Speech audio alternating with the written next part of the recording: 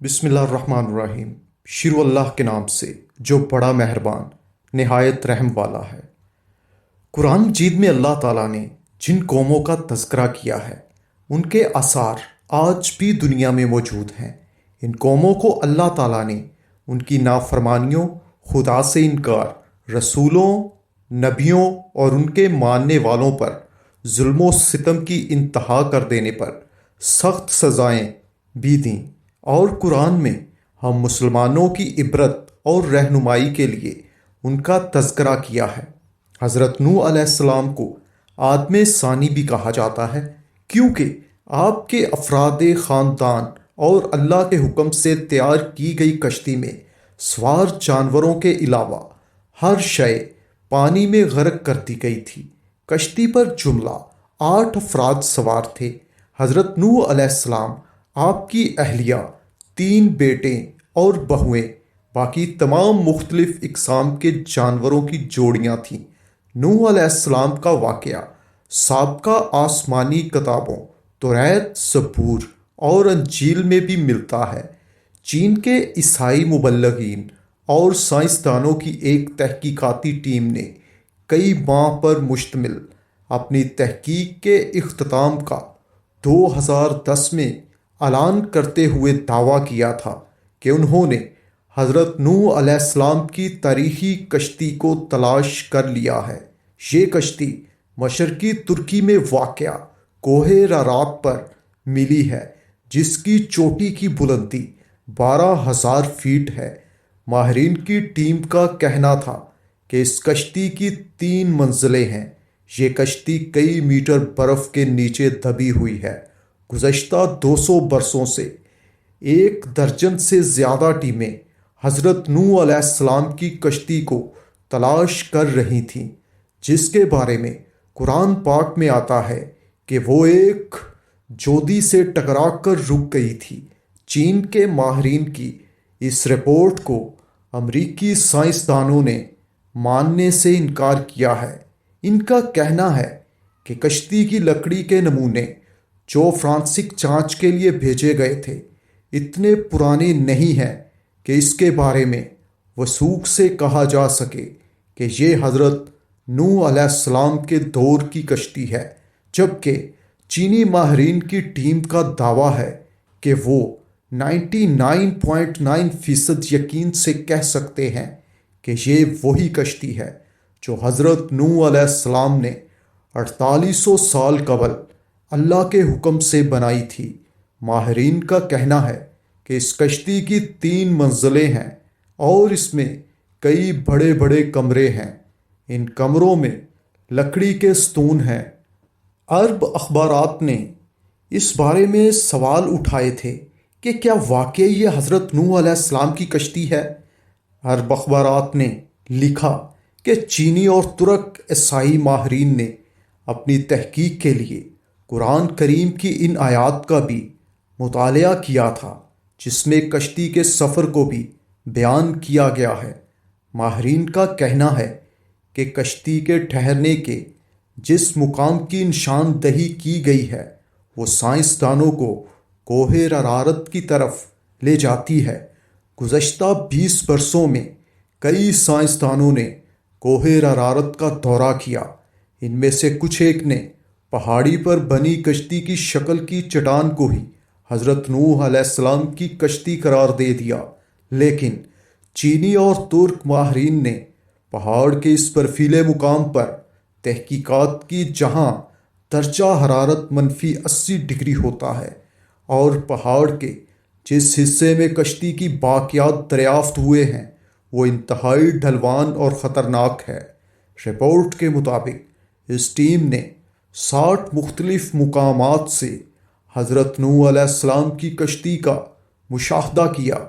یہ کشتی کئی جگہوں سے ٹوٹی ہوئی ہے، تاہم مکمل تباہ اس لیے نہیں ہوئی کہ یہ برف کی دبیز تہ میں دبی ہوئی ہے۔ کشتی ٹوٹی ہوئی ہونے کی وجہ سے ماہرین اس کے اندر داخل ہو پائے۔ چینی ماہر ونگ چینگ نے باضابطہ ایک پریس کانفرنس میں منعقد کر کے اپنی تحقیق سے آگاہ کیا تھا۔ کشتی کا معائنہ کرنے والے ایک چینی ماہر کا کہنا ہے کہ کہ کشتی کا ہر کمرہ 5 میٹر اونچا ہے، اس میں کوئی بھی جانور آسانی سے سما سکتا تھا۔ چینی ماہرین نے ریڈیو کاربن ٹیکنالوجی سے کشتی کے ٹکڑوں کا مشاہدہ کیا اور دعویٰ کیا کہ یہ 4800 سال پرانی ہے۔ کشتی میں کئی صندوق بھی ملے ہیں، لیکن چینی ماہرین ان کو کھول نہیں پائے۔ ماہرین ایک مرتبہ پھر جدید آلات ایکس رے مشینوں کے ذریعے کوہ ارارات کا تفصیلی دورہ کرنے والے ہیں تاکہ تمام رازوں سے پردہ ہٹانے کے لیے امریکی سائنسدانوں کے سوالات کا جواب دے سکیں۔ حضرت نوح علیہ السلام کی کشتی کی دریافت کا دعویٰ نیا نہیں ہے۔ دوسری جنگ عظیم میں لیونورا ڈونامی برطانوی فوجی لڑائی میں حصہ لینے عراق گیا تھا۔ لینارڈ کو تاریخ اور آثار قدیمہ میں کافی دلچسپی تھی، اس لیے اس نے عراق کے بازاروں سے مختلف آثار قدیمہ کی اشیاء خریدنا اور جمع کرنا شروع کیا۔ جب وہ چل بسا تو اس کے بیٹے سائمس کے حصے میں یہ اشیاء آئیں۔ اس نے یہ اشیاء برطانیہ کے میوزیم کے حوالے کر دیں۔ برٹش میوزیم سے وابستہ ماہر آثار قدیمہ ارونگ فنکل نے ان اشیاء کا معائنہ کیا۔ اس میں ایک تختی بھی جس پر قدیم اشوری زبان میں کچھ لکھا تھا، سخت مٹی سے بنی اس تختی پر لکھی عبارت کا جب انہوں نے ترجمہ کیا تو وہ حیران رہ گئے۔ تختی پر درج تھا، جب انسانوں کے گناہ بڑھ گئے تو خدا ان سے ناراض ہو گیا اور پھر اس نے گناہ گاروں کو پانی میں ڈبونے کا فیصلہ کیا۔ تب فرشتوں نے وادی دجلہ اور فرات میں آباد ایک نیک انسان حضرت نوح علیہ السلام تک خدا کا یہ پیغام پہنچایا کہ وہ ایک کشتی تیار کریں اور اس میں نیک لوگوں کے علاوہ تمام جانداروں کا ایک ایک جوڑا بھی سوار کر لیں۔ اس تختی میں کشتی کو اتنا بڑا بتایا گیا ہے کہ وہ فٹ بال کے ایک اسٹیڈیم کے برابر تھی۔ ماہرین نے اندازہ لگایا ہے کہ یہ تختی 4000 برس پرانی ہے، یعنی حضرت عیسیٰ علیہ السلام سے 2000 برس پہلے کی ہے۔ اس طرح طوفان نوح کا ایک اور ٹھوس ثبوت دنیا کے ہاتھ بہت پہلے ہی لگ چکا ہے۔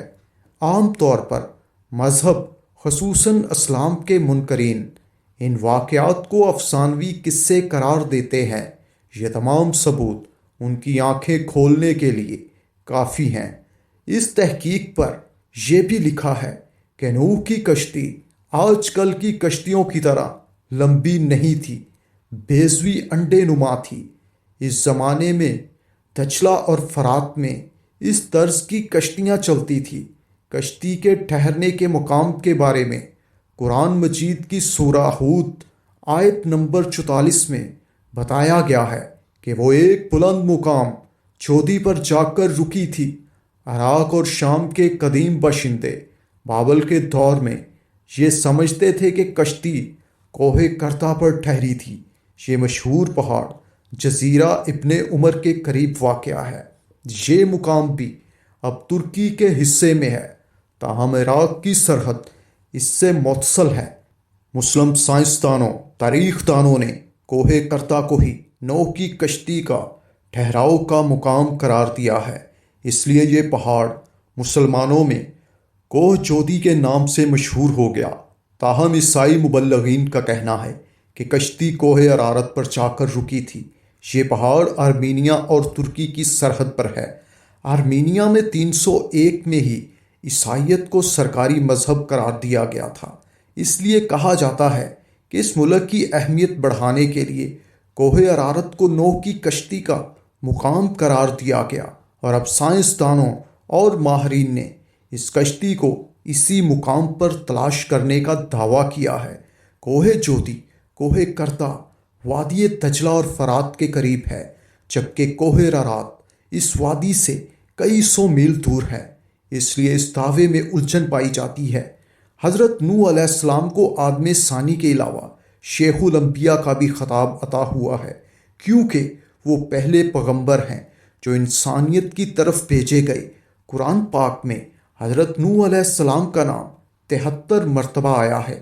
ان کی عمر 900 برس تھی۔ نبیوں میں آپ سب سے طویل العمر ہوئے ہیں۔ حضرت نوح موجودہ عراق میں آباد ایک قوم کے پاس نبی بنا کر بھیجے گئے تھے۔ جب بہت وعظوں اور نصیحت کے باوجود بھی قوم نے سرکشی نہ چھوڑی تو اللہ تعالیٰ سے آپ نے اپنی قوم کے لیے عذاب مانگا۔ اللہ نے آپ کو ایک کشتی بنانے کا حکم دیا۔ 2 سال کی مدت میں کشتی تیار ہوئی، جس کی لمبائی 300 گز اور چوڑائی 50 گز، اونچائی 30 گز تھی۔ جب عذاب آیا تو آسمان سے مسلسل بارش ہونے لگی اور زمین سے چشمے ابلنے لگے، ہر شے غرق ہو گئی۔ حضرت نوح علیہ السلام کی کشتی 6 ماہ 8 دن پانی پر تیرتی رہی اور 10 محرم الحرام کو کوہ جودی پر جا کر ٹھہر گئی۔ کئی دن تک پانی اترتا رہا۔ اس کے بعد جب خشکی پیدا ہوئی تو حضرت نوح علیہ السلام نے خسران شہر بسایا اور ایک مسجد بنائی جس کا نام سومانین تھا۔ حضرت نوح علیہ السلام طوفان کے بعد صرف 60 برس زندہ رہے۔ ان کا مزار آج بھی لبنان میں موجود ہے۔ اگر آپ کو آج کی ویڈیو پسند آئی ہے تو پلیز چینل کو سبسکرائب کر لیں اور بیل آئیکن پہ بھی کلک کر لیں تاکہ میں آپ کے لیے ایسی ویڈیوز لاتا رہوں۔ شکریہ۔ اللہ حافظ۔